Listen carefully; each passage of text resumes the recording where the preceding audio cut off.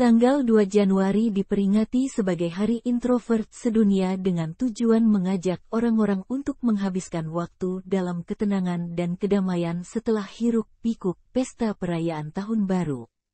Introvert adalah orang dengan kualitas tipe kepribadian introversi. Artinya, mereka merasa lebih nyaman terhadap pemikiran dan gagasan batin ketimbang apa yang terjadi pada eksternal atau lingkungan sekitar. Orang introvert cenderung lebih menikmati aktivitas sendirian atau bersama 1-2 orang dibanding ikut serta dalam pesta atau acara yang melibatkan banyak orang. Hari Introvert Sedunia dicanangkan oleh psikolog asal Jerman bernama Felicitas Heine, seorang psikolog yang kerap mengamati dan menulis tentang introvert.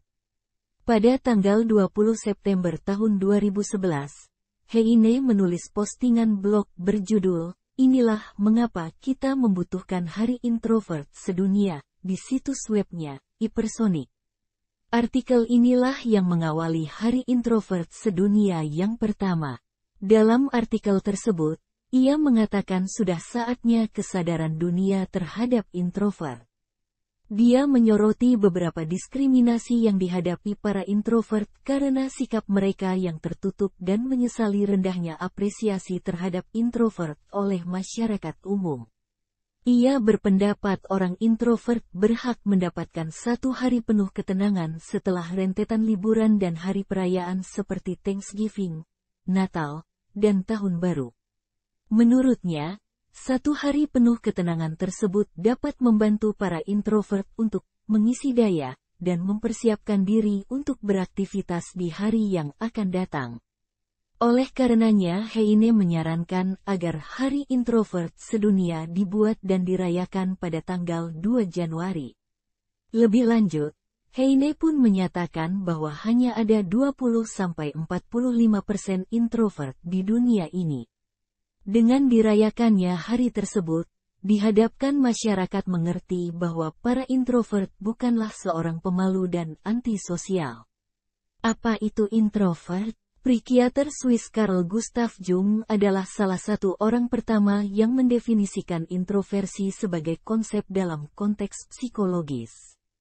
Dalam bukunya tahun 1921, Jenis Psikologis, dia berteori bahwa setiap manusia terbagi dalam 2 kategori, introvert atau ekstrovert. Dia mengklaim bahwa introvert fokus pada dunia internal refleksi, mimpi, dan penglihatan, yang dapat membuat mereka tidak tertarik untuk bergabung dengan aktivitas orang lain. Sejak itu, semakin banyak psikolog yang mengembangkan teori yang lebih luas tentang introvert dan introversi. Hari Introvert Sedunia dapat diperingati dengan cara memberikan waktu bagi diri sendiri dan beristirahat sejenak dari kebisingan yang ada di sekitar. Misalnya sebagai berikut, berdiam diri di rumah. Ini adalah hari yang tepat untuk membatalkan pesta dan acara sosial lainnya. Anda cukup meringkuk di tempat tidur sambil menikmati camilan dan film favorit. Pakailah piyama Anda dan abaikan semua kebisingan dunia luar. Berjalan-jalan santai. Luangkan waktu ini untuk berjalan-jalan di jalan yang sepi. Nikmati kedamaian dan ketenangan. Ini adalah kesempatan sempurna untuk refleksi diri sambil merenung dan melakukan introspeksi diri. Ciptakan karya. Introvert biasanya paling produktif ketika mereka sendirian.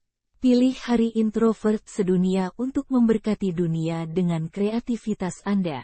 Tulis puisi, lukis sesuatu, buat situs web, atau gunakan bakat Anda untuk menghadirkan lebih banyak kegembiraan bagi dunia. Ada banyak orang yang memiliki tipe introvert. Sayangnya, banyak yang kurang memahami kondisi orang dengan tipe introvert ini.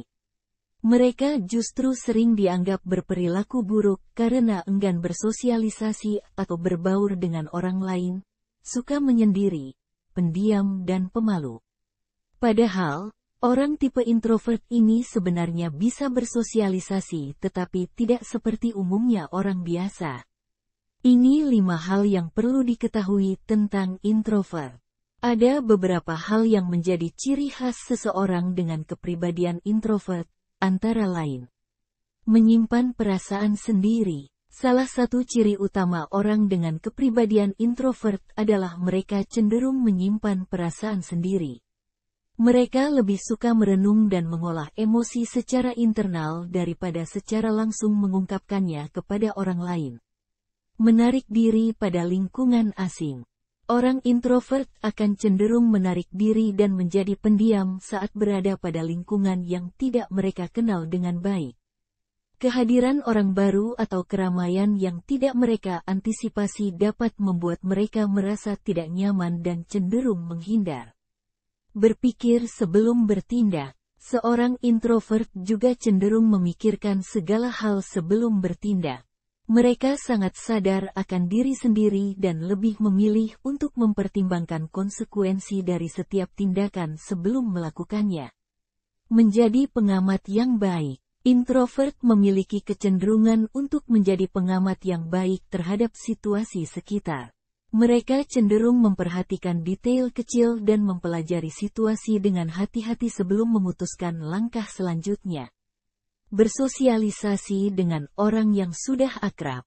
Meski introvert terkadang terlihat pendiam dan tertutup pada lingkungan yang asing, mereka bisa sangat ramah dan bersosialisasi dengan baik jika sedang bersama orang-orang yang sudah akrab.